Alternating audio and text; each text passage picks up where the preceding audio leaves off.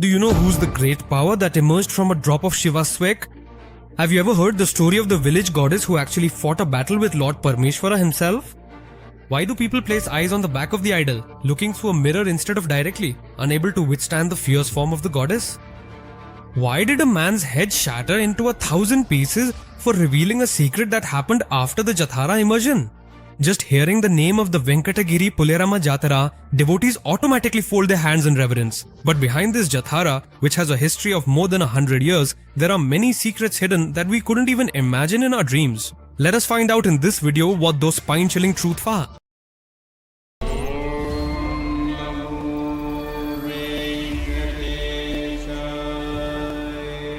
Among the unique festivals held in the combined Nellore district, which is now Tirupati district, the Poleramma Jatara is one of the most special. The annual festival, celebrated for the goddess, who is worshipped as the deity that responds the moment you call her Amma, stands as a symbol of the people's strength, tradition and faith. The Poleramma Jatara, celebrated with great devotion and reverence by the devotees of Venkatagiri, has a history spanning decades. In the year 1917, cholera spread throughout this region, causing heavy loss of life. At that time, people were so gripped by fear and despair that they found it impossible to live. It was then that the rulers of the Venkatagiri estate conducted the Shitla Yagam on a grand scale. Along with the Shitla Yagam, the then kings installed Ashtadigbandha Yantras at the boundaries of the village fields.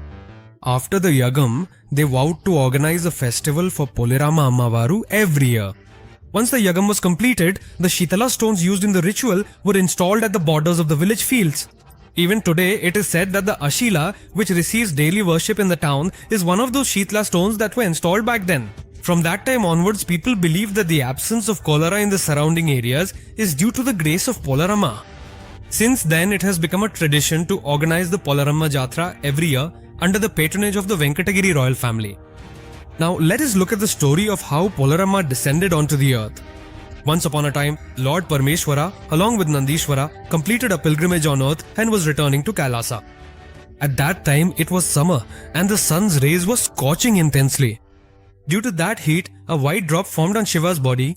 That white drop slipped from his left little finger and fell onto the earth. As soon as that white drop touched the ground, a divine radiance emerged from there. From that radiance was born Sri Poleramma, the embodiment of Adi Parashakti.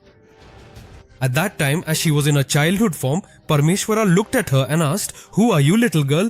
Poleramma replied humbly, "I am none other than the embodiment of your consort Parvati." Poleramma says, "I have assumed this physical form as Parvati Shakti, having emerged from the white drop that originated from your left side." Hearing Poleramma's words, Shiva was pleased and decided to take her to Kailasa. The three of them, along with Nandishwara, began their journey to Kailasa. On the way, as the sun was setting, Shiva decided to rest there for the night. He prepared food and served it to Poleramma and Nandeshwara. Then Poleramma said, "Swami, this food is not enough for me. I'm still feeling very hungry."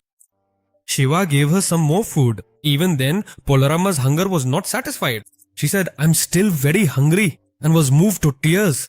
In this way, both Shiva and Nandishwara, having failed to satisfy Poleramma's hunger, became tired and drifted off to sleep. Poleramma too, unable to satisfy her hunger, became exhausted and fell asleep. At midnight, Shiva woke up and along with Nandishwara, left Poleramma there and returned to Kailasa. The next day, when Poleramma woke up and did not see Shiva and Nandishwara, she searched for them. No matter how much she searched, she could not find them, and in her sorrow, she wept. After a while, she remembered that she herself was the embodiment of Parashakti and decided to teach Shiva a lesson.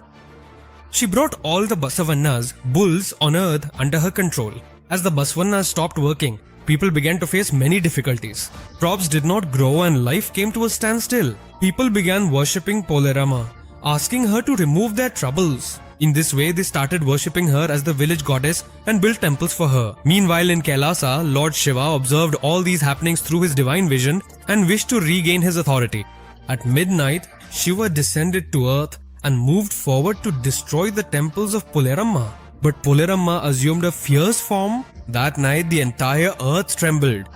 At that time, a terrible battle took place between Shiva and Poleramma. While the battle was raging, Poleramma suddenly remembered something. "He is my husband Parameshwara," she realized.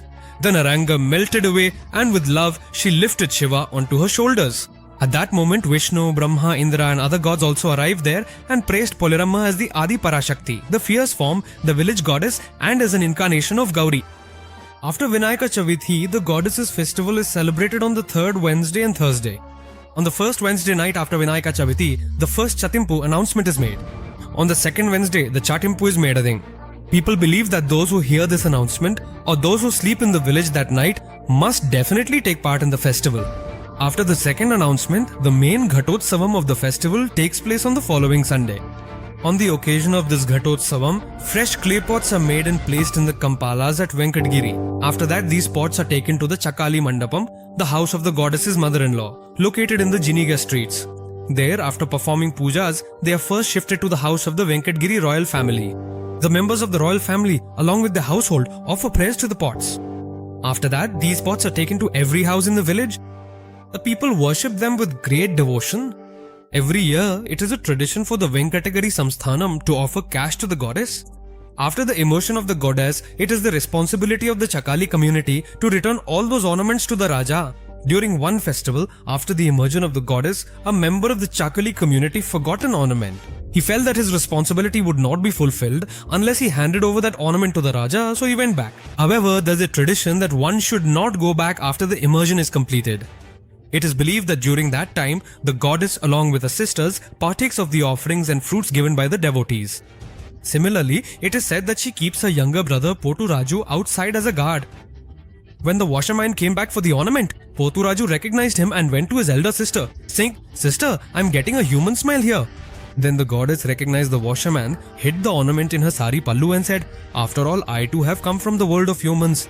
That smell is coming from me," she said. After that, she called the washerman and asked, "Why have you come back again?" He replied, "Amma, I forgot an ornament here. If I do not hand it over to the king, my responsibility will not be fulfilled," he said anxiously. Then the lady handed over the ornament to him and warned, "If you tell this to anyone, your head will be smashed into 1,000 pieces." After the washerman became old, he thought of telling his relatives whether this matter was true or not. But people still believe that as soon as he revealed the matter, his head burst and he died. Every year during the festival, devotees make the idol of Poleramma with great devotion at the potter's pavilion, which is considered the birthplace of the goddess. However, they do not put eyes on that idol. After that, they take it to the washerman's pavilion on Jiniga Street. There, after offering turmeric, vermilion and other offerings, they put eyes on the goddess's idol not directly, but from behind, looking through a mirror, as they cannot withstand her fierce form. By the time this is completed, it'll be past midnight. Afterwards, the goddess is taken in a procession on a chariot decorated with flowers. The goddess goes around the entire village and finally reaches the temple. By the time this procession is over, it'll be dawn. At that time, people fulfill their vows. As per their vows, they offer a goat or a hen to the goddess as a sacrifice. At that time, the path along which the goddess travels becomes soaked with the water from coconuts broken during the animal sacrifices. At the Poleramma temple in the bazaar streets, the goddess is halted for a while. There, devotees have darshan of the goddess till Thursday evening. At that time, officials from the endowments and charitable department offer sari to the goddess. After that, the procession of the goddess continues through the bazaar street. The goddess is taken up to the Mallamma temple and immersed on a specially arranged platform there. During the immersion, devotees rush to collect the clay from which the goddess was made. It is believed that applying this clay on the forehead brings all kinds of good fortune. Since 1992, this festival has been recognized as a state festival and is being organized under the supervision of the government. The Poleramma Jatara holds a special spiritual significance. Devotees from across the country and even from abroad come to have darshan of the goddess. Many prominent personalities also visit the goddess and receive her blessings. This is the history behind the Poleramma Jatara. I believe you have learnt many new things in this video that you did not know before. Many people are watching the videos but they are not liking the video. Similarly, they are not commenting either. We are putting in a lot of hard work to make these videos. If possible, please give us a like and leave a comment for us. Every week, at least one video will come from us on Saturday. So please subscribe to our channel for that.